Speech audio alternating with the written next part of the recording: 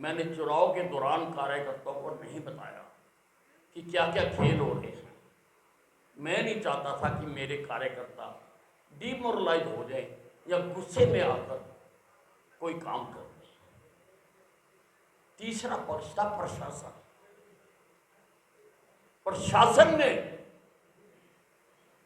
पूरी कोशिश करी कि अनिल विज को हराया जाए, पूरी कोशिश करी। किसके कहने से करी, क्यों करी, ये जांच का विषय है। मैं एकदम सीधा साधा कोई आरोप नहीं लगाता हूं।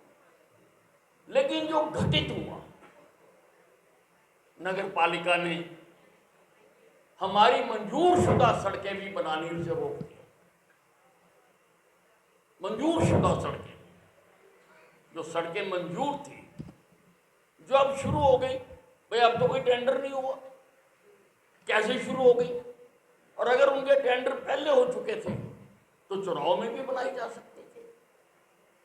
कहीं पर भी कोड ऑफ कंडक्ट इसको मना नहीं करता, लेकिन रोकी, सारे काम रोके गए। और यहां तक की बात सीमित नहीं है, मैं आपसे शेयर जरूर करूंगा।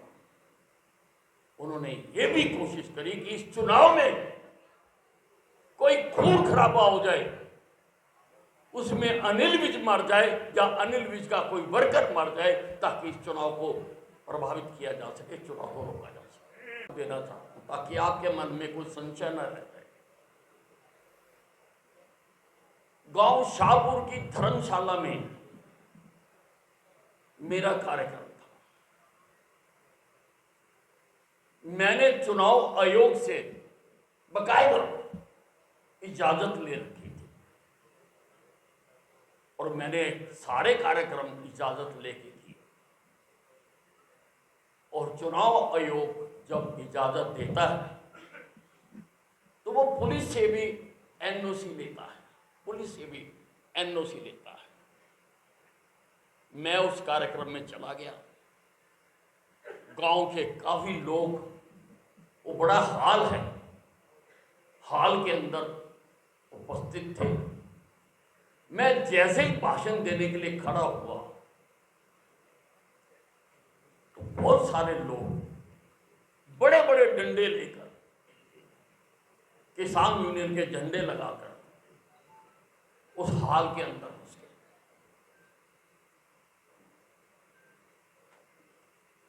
वहां पर जो गांव के लोग थे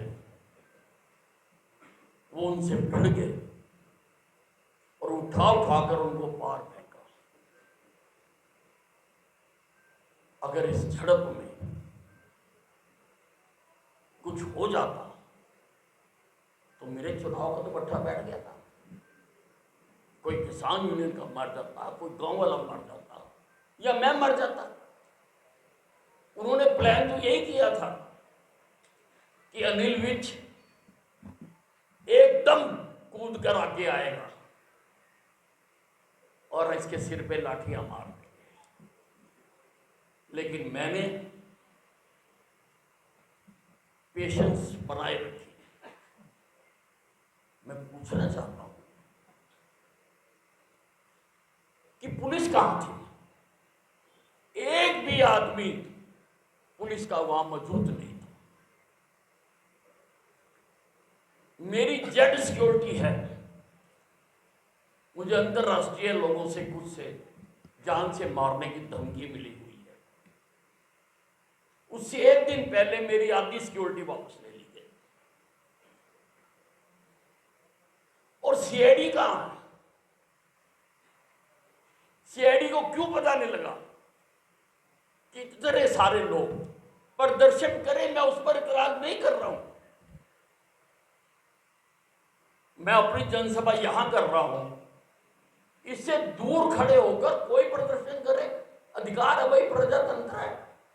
लेकिन पुलिस उनको किसी दूरी तक रोके तो वहां तक क्यों नहीं रोका? सीआईडी कहां है? क्यों नहीं पता लगा सीआईडी को कि लोग डंडे और वो तो लोहा चोंच वाला होता है वो लेकर जनसभा के अंदर जा रहे हैं। जिम्मेवारी किसकी थी? फिर चुनाव आयोग से इजाजत लेने का मतलब क्या है?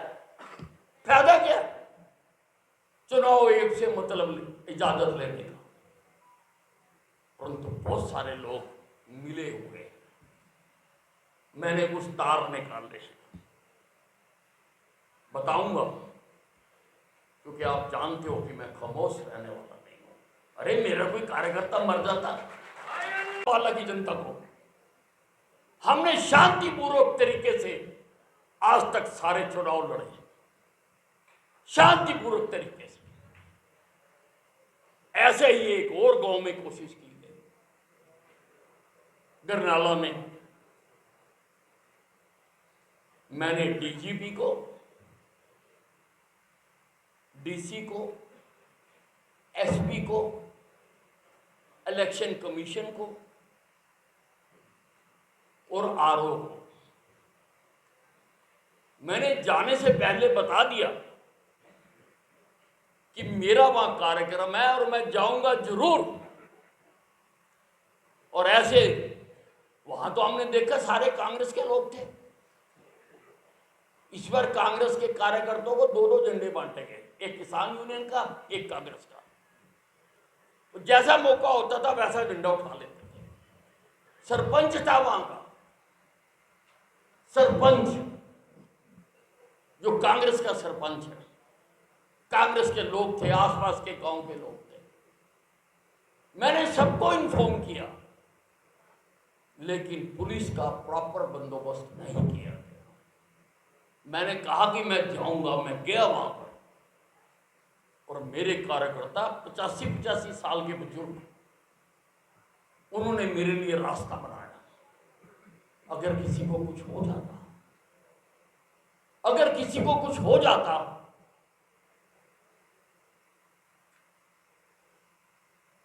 तो हम तो गए नेताजी में। ये पुलिस प्रशासन सारा इसी कोशिश में लगा हुआ था कि अनिल विज हारे, और इनके ही कहने से कुछ कार्यकर्ताओं ने बगावत की। हमने आज के कार्यक्रम में भी लिखा था कि कोई भी गद्दार इस सभा में ना आए, और मेरे किसी भी कार्यक्रम से ना आए, हम सारी जिंदगी इनको माफ नहीं करेंगे। जिन्होंने बगावत की है लेकिन वो पार्टी में ही छुपे हुए, आप जानते हो उनको। अच्छा हो कि यदि वो खुद ही बाहर हो जाए, नहीं तो किसी दिन सबूतों सहित उठा के बाहर फेंक